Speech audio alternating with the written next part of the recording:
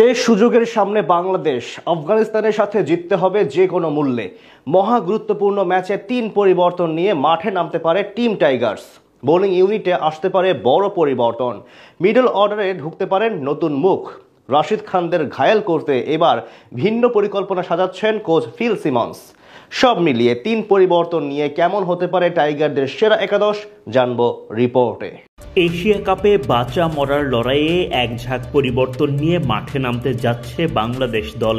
Batting bowling বিভাগে অন্তত 3 জন বদলি তারকা নিয়ে আফগানিস্তানকে মোকাবিলা করবে টাইগাররা। তাওহিদ হৃদয়ের জায়গা নড়বড়ে, বড় মঞ্চে নিজেকে প্রমাণের সুযোগ পাচ্ছেন সাইফ হাসান। সাইড বেঞ্চ থেকে পেস ইউনিটে ফিরবেন তাসকিন আহমেদ। স্পিন বিভাগেও আসছে পরিবর্তন। সব মিলিয়ে আফগানিস্তানের বিপক্ষে টিকে থাকার লড়াইয়ে কেমন হচ্ছে বাংলাদেশের সেরা একাদশ, সেটাই দেখে নেওয়া যাক একে একে।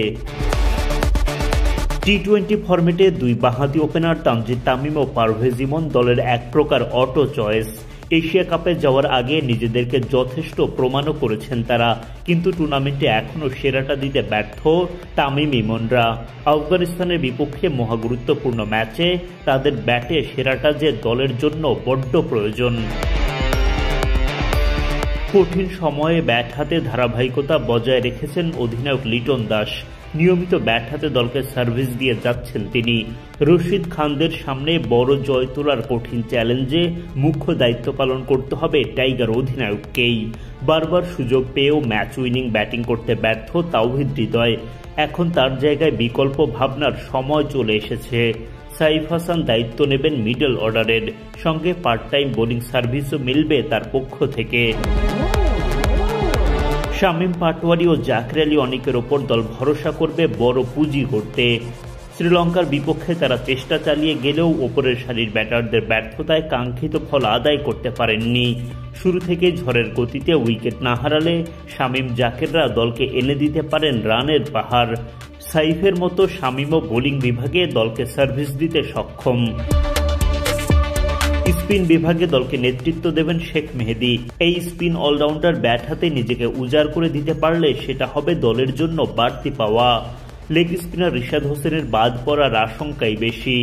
তিনি ছিটকে গেলে একাদশে ফিরবেন নাসুম আহমেদ। বাঁহাতি স্পিন বিষে কাবু করবেন আফগান ব্যাটারদের। শরীফুল ইসলাম একাদশ থেকে বাদ পড়তে যাচ্ছেন, তার সিনিয়র তাসকিন আহমেদ যুক্ত হবেন সেই জায়গায়। বাঁহাতি মুস্তাফিজুর রহমানের সাথে পেস ইউনিটে থাকবেন তানজিম সাকিব। সব মিলিয়ে কাগজ কলমের শক্তিশালী একাদশ নিয়েই আফগানিস্তানকে মোকাবেলা করতে যাচ্ছে বাংলাদেশ। এখন মাঠের খেলায় তারা নিজেদেরকে কতটা উজাড় করে দিতে পারেন সেটাই দেখার অপেক্ষা। মঙ্গলবার বাংলাদেশ সময় রাত 8:30টায় গ্রুপ পর্বে নিজেদের শেষ ম্যাচে আফগানিস্তানের বিপক্ষে মাঠে নামবে বাংলাদেশ।